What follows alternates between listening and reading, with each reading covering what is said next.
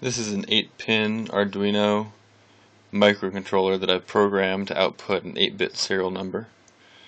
The LED has a long preamble flash followed by 8 serial bits of the serial number.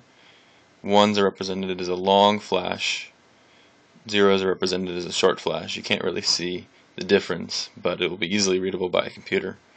The microcontroller is programmed using a Arduino development board and the Arduino development environment, which are both inexpensive, and in the case of the Arduino itself is open source. So the technology required can be used without licensing.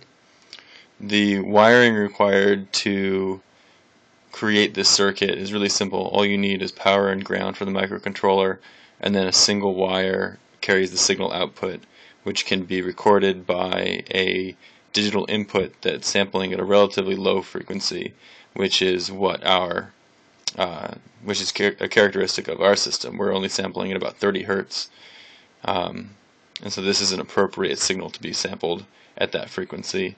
The programming connections consist of 4 wires plus power and ground, and so and one of the same wires that's used for programming is used to carry the signal output. So 6 wires, power, ground, and then the 4 programming wires would be sufficient for both programming purposes and signal output purposes.